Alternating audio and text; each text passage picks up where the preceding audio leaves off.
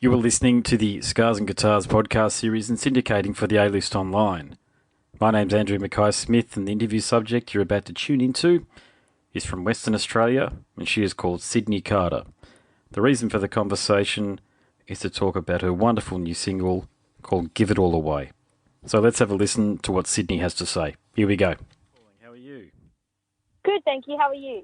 I'm not too bad. It's been a bit of a hectic day, but I've been looking forward to our conversation, I can assure you, as I really do enjoy this cut that Leah sent through to me. Give it all away. Oh, really? Oh, thank you. I do. What's been happening for you lately? Oh, not much, really. Just kind of getting ready for Christmas, and I had my 21st, so Oh, there you December's go. always a busy month for me. It is, yeah. Do people do that thing where they gift you at once, so they give you the combined Christmas and birthday present because of your birthday's in December? I actually haven't been, or I don't remember falling victim to that, but usually I use it to my advantage. I always say, can I get like a bigger present because it's birthday and Christmas? So I've always had that where I've been able to get something more expensive because it's birthday and Christmas. Yes, well, you're a smart lady then. You've figured out the hack right there. Yeah. You know, that's cool. All right, so look, I'll get stuck into things. So, look, as I mentioned, Give It All Away. I enjoy it, and it is the cut that Lee from Fireside sent through to me that spurred my interest, and then I thought I really want to have a chat to Sydnee.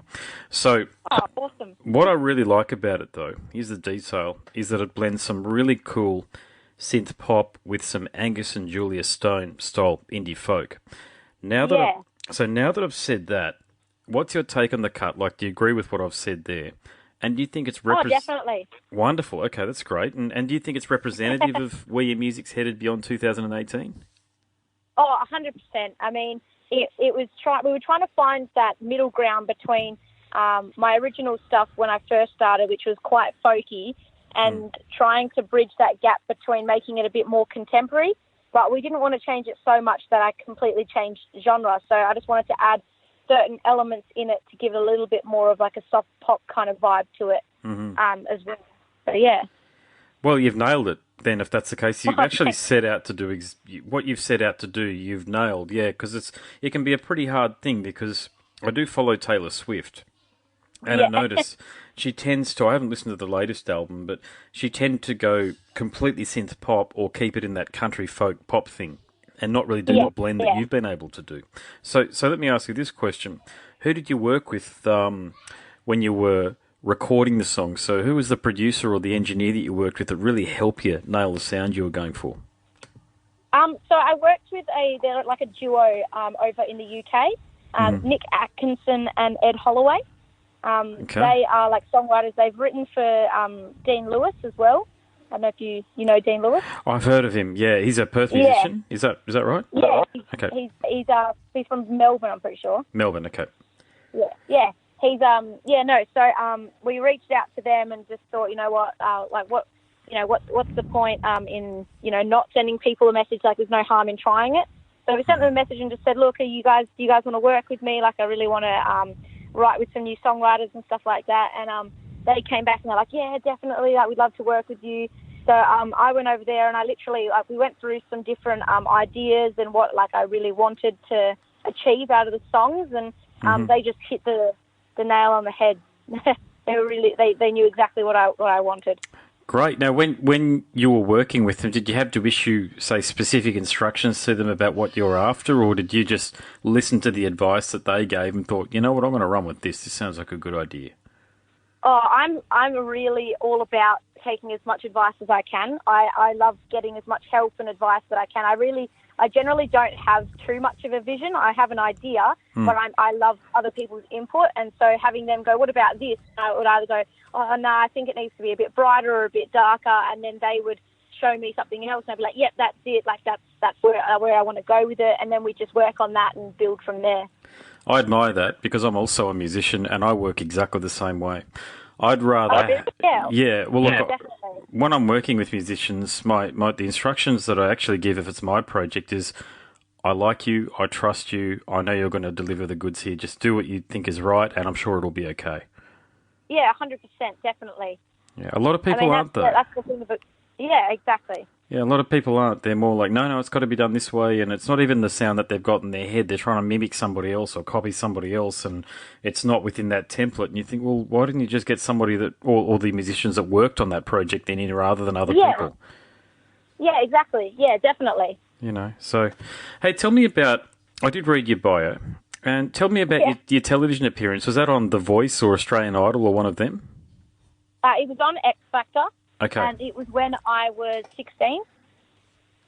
So it was about 5 years ago now. How was that experience for you?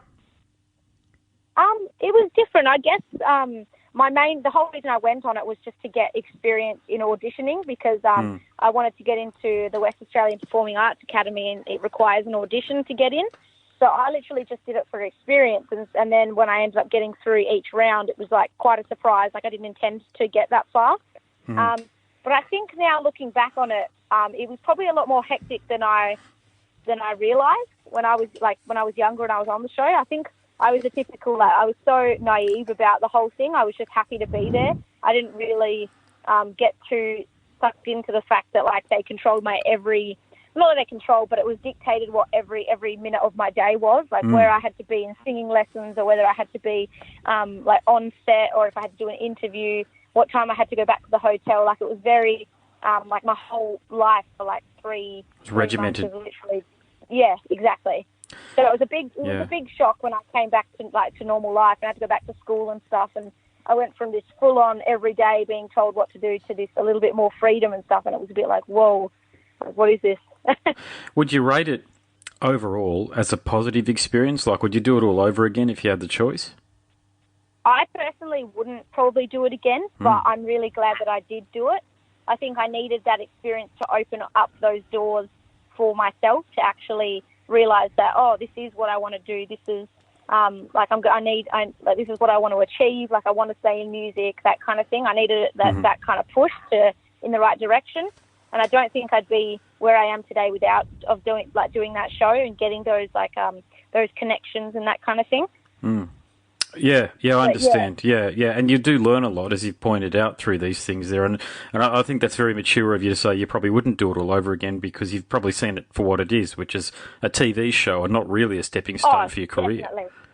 Yeah. I mean, if anything, it was a little... it was kind of, in the proper music scene in Australia, I think it was seen as not so much of a great thing, actually, to have gone on a TV show, because I think people see it a little bit as you've cheated your way there kind of thing. They don't see it as you're not a real musician if you go on those shows, because when you're on those shows, all you're doing is covers. You're not doing original music and that kind of thing. Yeah. They don't let you be the artist that you are. They kind of mould you to what they think that TV wants you to be. Yes. Yeah. And look, I have worked with a singer who, she wasn't a finalist. She was on the X Factor. I think she was on the TV version of it, but maybe only for 1 week or 2 weeks or so.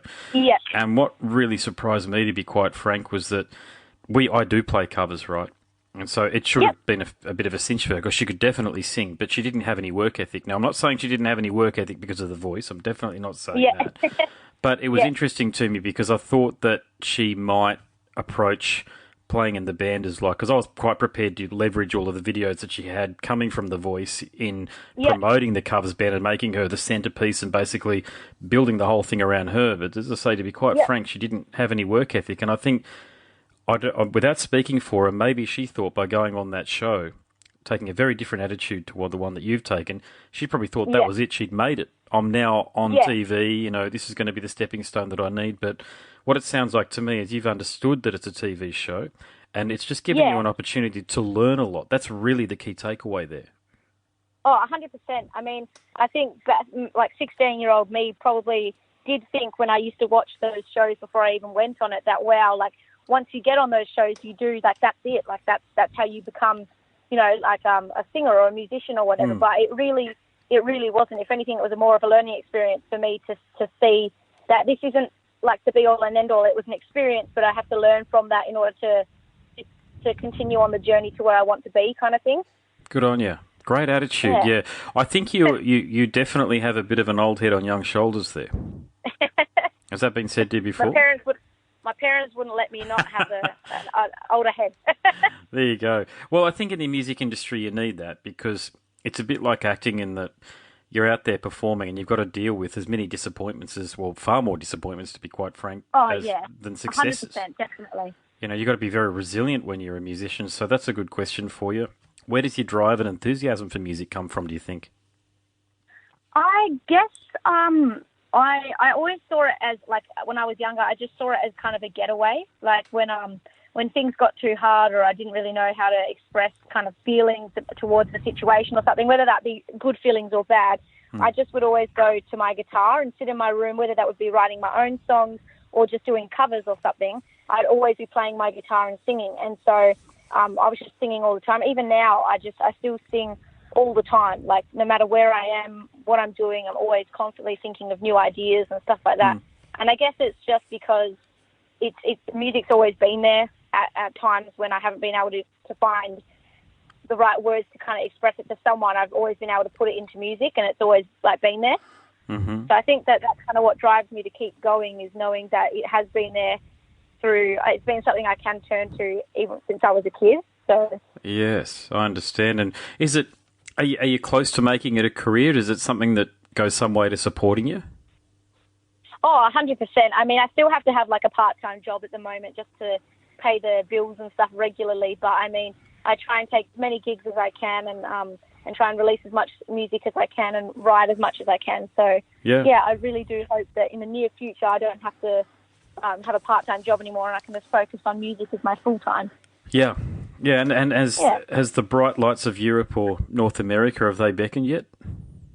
Oh, I mean, I do have quite a following in Europe, which is really, really good. Like, I think one of my top following countries on Spotify is, like, Norway.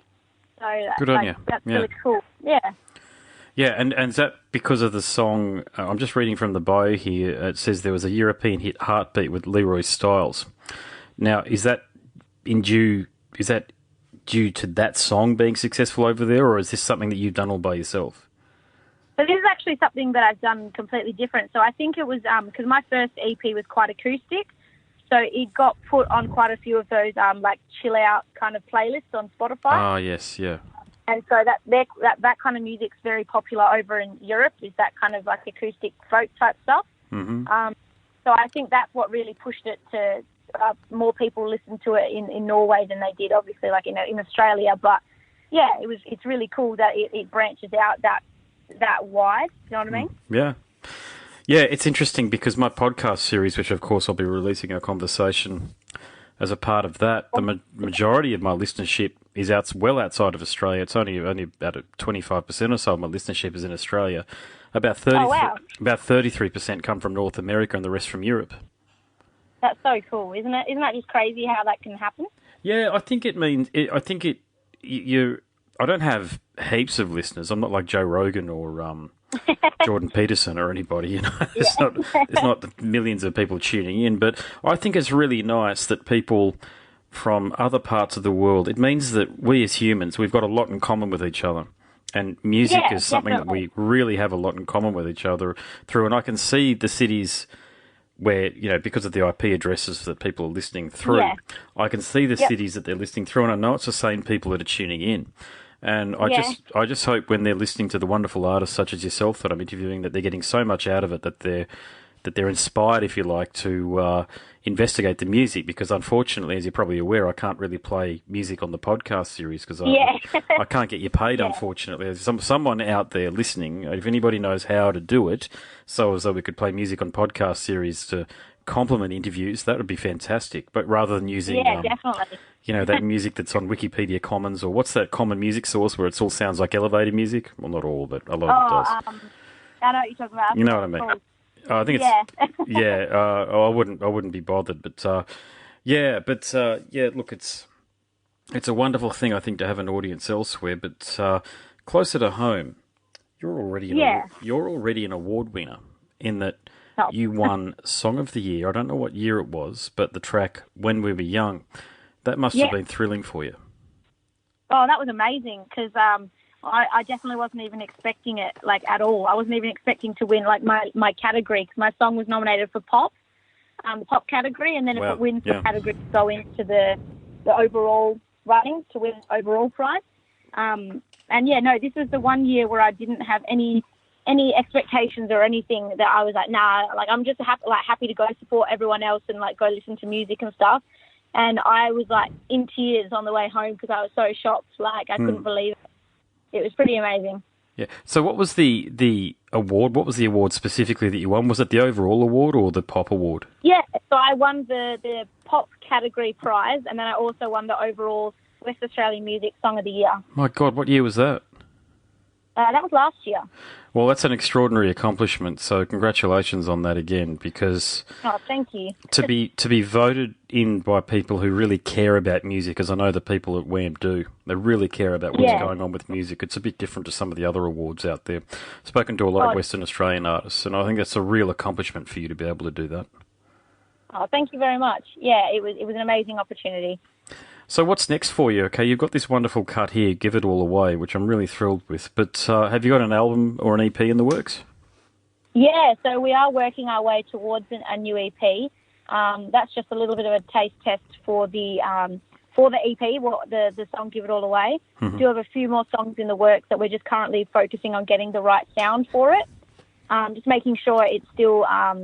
it resembles the same kind of bridge that we made with Give It All Away. Yep. But yeah, I definitely want to write some more new stuff as well. I've got some new songs in the works that I want to hop into the studio and have a mess around with. But yeah, that's the plan, is a new EP in the start to middle of next year. Excellent. Now, for people listening, if they want to get in touch with you via your social media, how can they do that? And also, on what platforms can they listen to your fantastic music? So they can contact me on my Facebook or my Instagram, which is just Sydnee Carter, such as SYDNEE Carter, or they can listen to my music on Spotify and iTunes, or like Apple Music. Wonderful. All right, that's it. That was a wonderful chat. Thank you. You have been listening to the Scars and Guitars podcast series and syndicating for the A-List Online. My name's Andrew Mackay-Smith, and that conversation featured Western Australian singer, songwriter and guitarist Sydnee Carter. Thank you so much for listening.